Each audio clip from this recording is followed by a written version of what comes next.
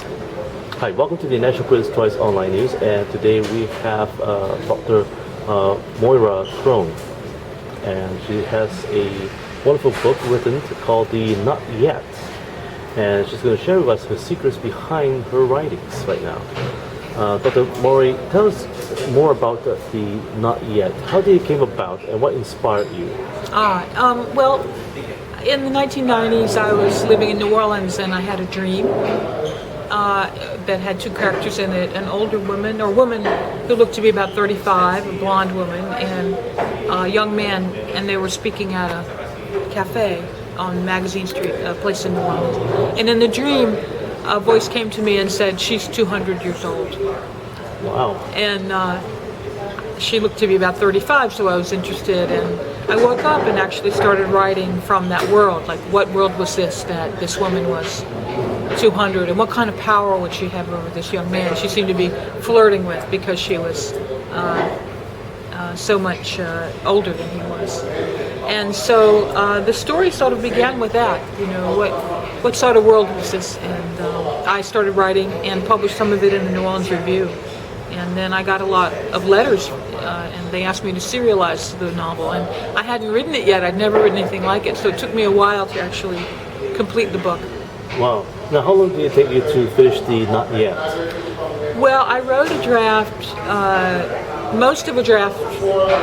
I taught at that time full-time at the university, so I mostly wrote in the summer. So in 2004, I wrote about half of it, and then I had a grant from the university and from the state of Louisiana to finish the book. And the day that the grant began was, I had a year off from university teaching, and that was the day that Katrina happened, the flood in New Orleans. And so it was a very rough year to try to finish the book. But and the book was also very prescient because it was set in New Orleans in an environment where the city is literally underwater, and it has canals like Venice, which is how it looked after the flood. So it took me a while to recreate the story after I had sort of imagined part of it. And took another year or two to write the book out, finish it. And then I put it in a drawer for a while and completed a book of stories, and then I came out with it in 2012. Now, what are your secrets of a good creative writing for science fiction? I mean, it's... Well, I think science fiction is actually, there's a very broad range in science fiction. There's extremely literary work being done in science fiction in English. And then there's work that's a little more genre and commercial. There's a lot of that too. But I think science fiction is very popular with young people and very popular with the current generation. And I find it to be a really fascinating world to work in.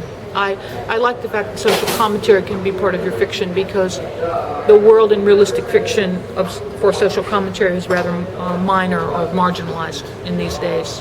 Realistic fiction doesn't really cover a whole lot of social issues in comparison to what science fiction does. Now, about the Not Yet, the characters that you name, where do they come from? You had Dr. Greenmore, you have Malcolm, you have Lazarus, you got Serpent-Head, Ariel, Geppetto. It seems to me that the characters came from either from history or other influences. Yes. Dr. Greenmore, of course, you know, the story is about a world where the extremely wealthy people are on life extension, and they've sort of put a moat around their lives and their life, and they've sectioned them off from the rest of society, and that's true for all of the United States.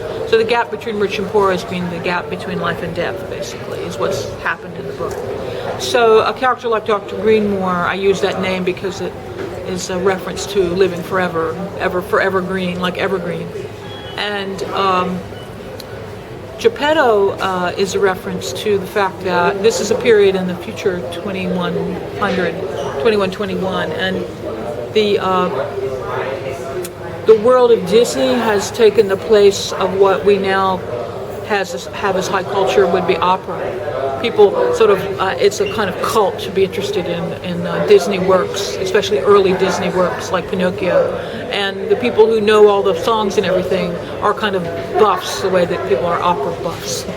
You know, it's an historic form of art that people think of as you know, an elite choice. You know, so Geppetto is named after a character in Pinocchio, and he refers to it in this discussions. And the other characters, Lazarus, of course, is a name that comes from the idea in the Bible of revival, coming back to life. And Lazarus is a man who has had several lives, and he's now trying to help people who aren't part of the world of the heirs, the people who live forever. And so he's on his third or fourth life, actually. And you find at the end of the book his biography. He's the mentor and the benefactor of the main character, Malcolm. The places that you have named are mainly from the southern part of the United States, and most of them are based in New Orleans, the Mississippi River. Why do you choose those places? Well, I live there in part, and I find the environment really very right for this kind of imagination. There have been other strong science fiction works that are regional, that are set in Louisiana, and there are also some very strong writers in the Caribbean who write magical realism and science fiction. And I could have chosen done a lot of the themes in the book with a very neutral or non-specific locale, but I found it very resonant to use New Orleans. Another reason I used it was that in the 90s I started to be aware of the fact that there was such a gap between rich and poor in the United States, and that it was causing deterioration in our society, which is true still to this day. And the two cities that had the most, or states that had the most gap between rich and poor at that time, were New York City, New York, and Louisiana. And given that Louisiana is derived from a plantation culture, a caste culture, with a slave society and many castes, you might imagine that the gap between rich and poor would still be a problem. But New York is sort of like at the other end of the crest, and yet it has a similar. In fact, New York now surpasses Louisiana, a former plantation society, in the gap between rich and poor and the distance between the haves and the have-nots. In New York, it's worse than anywhere else in the U.S. Now, in your book, The Not Yet, is this title created deliberately to speak to the human emotion, a message about filling the empty void, the not yet itself? And why do you choose to name it that way? Well, I think the title, first of all, it's a technical word in the story. There's a lot of language that I created in the novel. There are a lot of words, jargon that they use at this time that they don't have in this time. I probably invented like 50 words in the book or more. And so a not yet means a person who has an opportunity or possibility of rising to the highest caste, becoming a person who's treated, which means a person who is put on the life extension plan and has health care and life extension guaranteed. And that means he's in the upper crust of the society. But a not yet is a person who has that possibility. That's what it means technically in the book. As the title of the book on the cover, I think it brings in the thought that this world that's here described is something we're close to. We haven't gotten there yet, but we might be there. I think that that's part of the reason that I chose it as a title. As far as Malcolm goes, I think Malcolm, the character who is a not yet, is a person who is on his way to a kind of path in life that he's been told all his life is meaningful, and yet he's not yet achieved it. He's not yet achieved that goal. And as he moves through the book, he realizes that that goal, although it might be, it was valid for some at one time, or it had some meaning, he basically sees it as a goal that he has a lot of doubts. This begins to be a shot full of holes for him as a worthy goal. He begins to have a lot of doubts. Now, about the challenges of writing your first science fiction. You know, and it's your first attempt. Why do you choose to write science fiction rather than any other genre? And at the same time, it talks about the human life as well as equality. You wanted to address equality. You know, human life. Why is it so important? And how can the society today and into the future counteract those challenges? As far as these questions go, the first is I did choose to write science fiction when I started to work on it. I found that maybe there were some limitations in realistic fiction if you wanted to do social commentary. Realistic fiction does have social commentary in it in the United States, but it's rather subtle and tends to be social. What I mean by that social, it means it's about human manners and human interactions on a kind of smaller scale. Realistic fiction tends to be like that, as do realistic films. The things that I wanted to talk about were a little larger, maybe, and this was a way I could do that. A dystopian fiction is very popular in the United States at this time, and in fact worldwide. And I think it is indicative of the fact that people feel a lot of dread about the future, that perhaps the globe is coming towards its limits of population and exploitation of resources. And there seems to be a lot of dread among the younger generation about what they face, climate change being primary. You asked some other questions. Well, the other question was, why do you choose to address issues on equality? Yes, and how can societies counteract them today and into the future? You know, how can we bring equality to be fair? I don't know. You know, I think that this is a question that's really perennial. You know, societies that tend to have very strict hierarchies and severely delimited aristocracies, which is the way human history has mostly been organized. Societies over human history have mostly been organized with a very, cordoned off aristocracy that owns most of the property and other people don't have anything. That's mostly how society has been over time, except for the last 2 centuries there's been some differences. That is very limiting to human freedom in societies where an aristocracy establishes itself, tends to want to be very conservative ultimately and to keep everybody, quote, in their place. And when these things happen, societies deteriorate from within. And so equality is important. And American society, for whatever reason, has been drifting towards extreme inequality and a kind of new inherited or hereditary aristocracy, and it's going to weaken the society if this continues. I think it will cause society to stagnate because it will not be in the interest of the elites for there to be any progress or change, even in the way that people get goods and services or inventions and so forth. It wouldn't be in the interest of an aristocracy for things to not be stable. Now, for the Not Yet, the book itself, where do you get your science fiction influence from?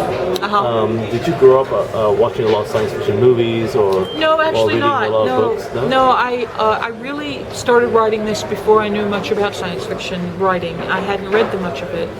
I had only read a few books. So I stopped after I'd written about 100 pages and realized that I needed to read some science fiction so I know what I was doing, you know. And the science fiction writers that I really admired were the ones who were sort of on the literary end of things. Writers that I really admired include Margaret Atwood, who wrote The Handmaid's Tale, and she's written Oryx and Crake and other science fiction novels and dystopian novels. I love the American science fiction writer Octavia Butler, who writes, she's African American and has written some brilliant books. I really admired Kazuo Ishiguro's novel Never Let Me Go, which is a science fiction novel of the highest literary quality and subtle, remarkably subtle. I really loved Later, I started reading more serious, hard science fiction. I love Philip K. Dick. I think he's brilliant. He's like Borges, almost. I always liked fables, stories that were not real, surreal stories, the works of Latin American writers, where fantasy elements are integrated and there's no big deal. It's not considered a different. Magical realism is just a form of fantasy writing. It just has a certain realistic patina to it. But slowly I've begun to read more science fiction. The writers that I read in order specifically to write this book were, another writer that I really loved was The Children of Men by P.D. James. That was a book which had a lot of influence on me in writing this novel. I think it's her best novel, and although she's considered a great mystery writer, I think it's her best novel, by far. Now, the Not Yet has been observed as a question to a human soul. Most people who have read it, including myself, felt that there's a question in between the lines asking, who are we? Am I an actor in this world? And what role do I play in this world? Is there a afterlife? So what's your perspective? Well, I created characters in the novel who are these extremely privileged people who obviously have only one worldview, which is materialistic. And it's kind of a parody of Western contemporary consumer society that, you know, the only reality is what you can touch and feel and taste and buy and purchase. And these people are constantly, they're in their 200th year, and all they can really come up with is different ways to amuse themselves and buy things and put on new clothing. There's this endless change of fashion and interest in various kinds of very elaborate entertainments.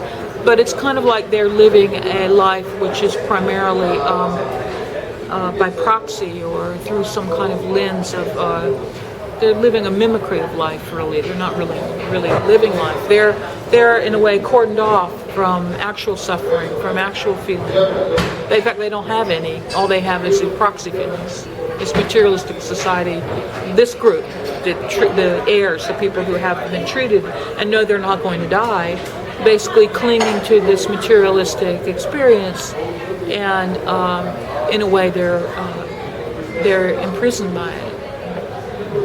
And Malcolm begins to doubt that that's the way he wants to live. He wants to get on a program where he never dies, you know, basically. As far as what I think about immortality after the life, I guess I actually do believe that there's a human soul, you know, and that the soul actually is in a body, but it has a process that it goes through after death. I kind of believe that. Now, when you say, the thing I don't like about the word afterlife is that the word after presupposes sequential existence, which is what we have in this realm. Our lives are sequential. One thing happens after another, and once one thing happens, then you can't go back. I think that probably there is another dimension of the soul where sequentiality before and after are less meaningful. You know what I'm saying? I understand. Yeah, it's more quantum, you know. And so it's possible that we have another existence. They may be in some way what we would consider to be simultaneous. That's something Kurt Vonnegut believed. He's a great science fiction writer. So, now you mentioned your dedication did not yet to your sister, Dr. Annalisa Crone. One of my viewers asked, you know, does one of the characters actually resembles your sister in the book? I think so, Dr. Greenmore, to some extent, yes. Because my sister was a very prominent scholar of, well, she's a scholar of literature and language. She was a scholar of Russian literature at the University of Chicago. And she was a very, very, very bright woman, and she spoke 13 languages. She was a real polyglot, kind of astonishing, actually.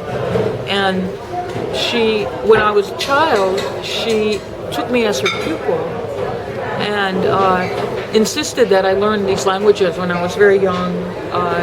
And every time she wanted to learn something, she would bring me into the room and make me learn it too, like the way that she would learn something new, like Latin or Italian or whatever she was learning, Shakespeare. We would do it together. I would be her pupil.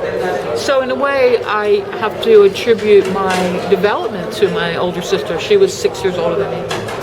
And so I guess Greenmore, who wants somebody to work with her while she's learning these things, she's studying the cosmologies of ancient religions. She wants to sort of have some feedback, and she uses Malcolm as her foil when she's studying these matters. That, I think, it comes from my sister, yeah.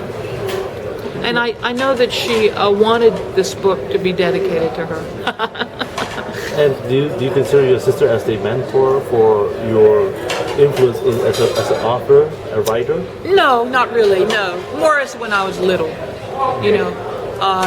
My mentors would be, well, when I was in college, I worked with the British writer V.S. Pritchett, who is a really brilliant writer, travel writer, short story writer, critic, novelist. And he was a real man of letters, and I knew him in his 70s, and he was my tutor at Smith College. I had him for several semesters at Smith College, and that was a real education. He told me a lot about being a writer. Amazing. Yeah. And do you believe in destiny? You know, because there's a question by one of our viewers, readers of your book as well, that this book talks about the destiny as well of each individual, especially right towards the end of the book. So do you believe in destiny? Do you believe that you're destined to be an author? I don't know, you know, I don't know that things are that determinative. I think it's a real mystery, you know. I don't really understand these things. I don't know. There are some very odd things that happen, and when people tell you about them, you say, well, that must have been foreordained in some way, you know. But I don't know. I think that Malcolm has to decide whether or not he wants to live in time or not. And to live in time means you're going to suffer. You're going to have suffering. That's a Buddhist point of view. I would agree with it. You know, the nature of existence is suffering. But if you don't have suffering, you don't have feeling. So there's a real trade-off. Now, the overall topic of your book, you shared a lot about environmental issues as well as inequality. Mm-hmm. How important is it in today's society and the future? How can the human race come to a resolve on these two issues? What do you see? Well, as far as environmentalism goes, or the problem of sustainability, I think one of two things will happen. I think that it's very possible, people say, I don't know, the things that scientists predict may not be true, but they predict that climate change will endanger our food supply eventually. I mean, there'll be a lot of difficulties, like people will, you know, have tsunamis and it will not work, you know, hurricanes and you know, Louisiana it's sort of the canary in the coal mine as regards the United States because it's the most endangered area. It's sort of like Bangladesh. It's an alluvial plain. It's very low. It could flood. You know, people will live under a lot of risk in Louisiana. I don't know if you've heard of this movie, The Beasts of the Southern Wild, which is a contender for best film, and it's a kind of parable set in Louisiana by a young filmmaker, and it's very prophetic, and it's about climate change and things like that. It's also very deep myth. I think that inequality and the problems of sustainability are intertwined. And I think that we have a society, and I see now that I'm in East Asia, that East Asia has taken on the American view or taken on the American model that consumerism and the absorption of materials, the use of materials is the way to rise, to bring everybody up to another standard of living. And I think that the problem with that is that the other end of the equation is what is the what is the cost to the earth to take all these materials out of it and to, put all this pollution into the air, into the rivers. What's the ultimate cost of that?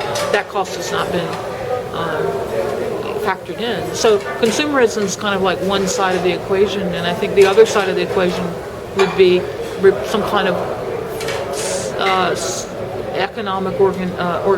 an economy organized around replenishment.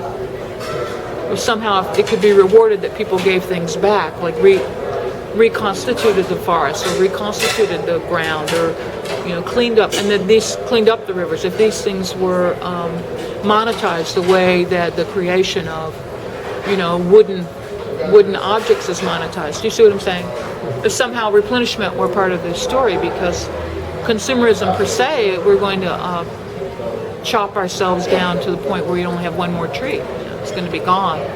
And what it looks like now is that people who can consume, who are the upper elites, can continue and wall themselves off from all the degradation that they're creating around. And this is a theme that's in all the movies now. The Hunger Games, this theme, Elysium. In Elysium, all the elites move to another, a torus in the sky. They live in a satellite. And they just use the earth for their daily extractions of materials. So that's really very unfortunate, and these are the myths that we see right now. So obviously many, many people are beginning to see the same problem. But we have to have a society of replenishment, not consumerism. They have to somehow come up with a way to reward people for putting things back the way they were.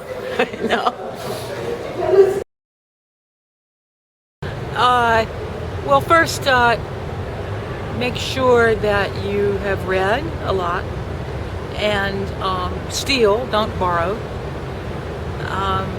Particularly, try to learn to be a writer to the point where you understand the form, not just the story or the plot of a novel, but the form, the way that the author chose to integrate his discourse.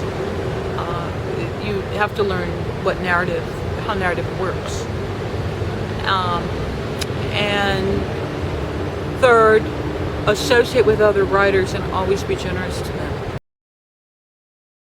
This is the beginning of my novel, The Not Yet, which is set in New Orleans in the year 2121. And the first chapter is called First and Last. Malcolm, I've called you in to tell you how things are, my guardian began, in that voice they all had, full of sizzle, like a rabbit. His eyes didn't blink, I noticed.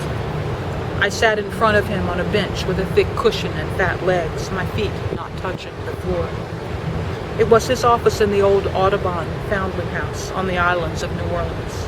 The lit sconces with half shades above our heads were giant fireflies to me. I asked him for help, maybe for strength. Could I be strong? I didn't know. This was my first time, and Lazarus had never called me before. I was only 5, and I was shivering. At dawn, the cook, Mary Lee, had awakened me with news of this meeting and said I needed to get ready. Instead of breakfast, she made me drink a tumblerful of something foamy and yellow, which tasted like chalk. Half an hour later, my stomach exploded, 15 runs to the bucket. She said that got rid of the worms. In the garden, she poured kerosene on my head and then a strange green oil. After, in the sunlight, on the banks of the old river, she combed out my nits.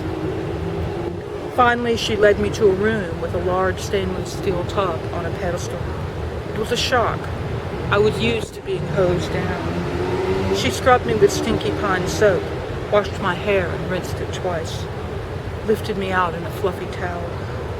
She gave me new clothes, which made me very proud, a collarless shirt and thin pants that fell past my knees. She'd sent me down the hall to my guardian's office with my head still wet. Lazarus noticed my teeth were chattering. I trust your ablutions were not too taxing, he said. I didn't know how to answer. That Mary Lee was gentle? He leaned back, and the slow, thick features of his padded face closed in. He was round-shouldered, with a big head. His hands were small. I stared at him. I failed to speak. She praised you, said you were quite the little stoic, the silent type. He took a very long pause. My friend Ariel had told me, you always have to wait when you talk to them. They are slow on purpose to drive us crazy. So, to begin, there are two kinds in this world, the lucky and the unlucky. The lucky have a trust. If you don't build one, you will have a hard, hard life, and it will end like he tried to snap his fingers, but he couldn't. His overskin was too slick for that. For some reason, he looked surprised. Do you know what I mean when I say end? Do you know about the unlucky? What happens to them? You're supposed to say, the unlucky do this so long goodbye, but the rough boys in the play yard chanted, they dribble down the drain, they suck the black. It was the most dirty, awful thing that could happen. I know, was the first phrase I uttered. It will never happen to me. Lazarus was pleased. Now we can dream, the wise men say, but we can't observe eternity. So we shouldn't say never, but we can say not for a very long time, a very, very, very long time. Never, I tossed my head, which somehow I knew he'd like. That's the spirit, that's the promise of the reveal which so far is being kept. We aren't supposed to tell our counts, but I'll do it. I'm approaching 200. Do you realize how long that is? He smiled and showed his bluish teeth. And this is all you have to know for now. There are two kinds in this world. Those who are certain they will not last, and those with wonderful lives, and every reason to hope for eternity, like me. We are heirs, or for slang, the T's for treated. Now, we don't insult the unfortunates by calling them dirty low naturals or gnats or loans. We use their enclave names, freewheelers, chef menturians, port grammarians, and so on. Why add to their misery with cruel epithets? I did not know what epithets were. And those with hope like me are the treated ones who don't have to do this dirty, awful thing, at least not anytime soon. His laugh was a gush. We prefer to be called the heirs. The only difference between gnats and heirs is the trust. To be an heir, you must be treated, and to be treated, you need a trust. Money. And it's best to start building one as soon as you can. His face widened. I brought you in to say that you can begin today. The scouts from the Celebration Sims have picked you out. You have a role already. That's why we've cleaned you up. Don't let us down, and don't let yourself down. Just opposite outside, footsteps. Lazarus looked up. Come in. When the door opened, a large man was standing there in a pale green cloud of a suit. He was fair-skinned with a black mustache. I wasn't sure if he were an heir or not. I'd only seen a few. But when he came in and squatted down and touched my shoulder, I knew. Malcolm, the stranger said. His voice was deep. I'm Jeremy, and how are you? He was at my eye level and a little hilarious. Besides the mustache, two very thick eyebrows made a big M at the top of his face. His dark hair was thick and short. He looked up at Lazarus. Oh my, where do you get these gems? So fresh, so still wet from his bath. Delightful. Look at the bones, the pretty lip. Returning to me, he added, ready for adventure? I nodded yes, although I wasn't sure. You have to speak, he said. Speak, boy, Lazarus commanded. Yes, I said, in my normal tone. But I saw they wanted more, so I took a deep breath and shouted, yes, adventure. I was eager to please. Oh my, Jeremy said with a grin that straightened his mustache. Lungs, very useful. Lazarus finally came out in front of his desk and stood quite close to me. I was thrilled to be so near him. He was a sort of father in my dreams, though I knew, in truth, I was fatherless. He leaned in for a moment and cleared his throat. I was about to get what my mate Ariel had called the speech. Now, dear boy, so far you've been very brave, but there's more to endure. At times the contrast between this place and the world of heirs will make you to consider your life here one of suffering. The things you have to do to add to your trust will seem very hard. You'll struggle, but the good news is you'll have years, decades, centuries to iron out any wrinkles, to unbend any kinks. We have marvelous therapies for you once you're one of us, intricate and sublime. We have implants, extracts, redescription, reprogramming. Everything that happens to you out there can be cured. I've done it and you can do. This is all prologue. This is all just your prologue. Prologue, I eventually decided, meant you weren't supposed to live now, so you could live later when you deserved to.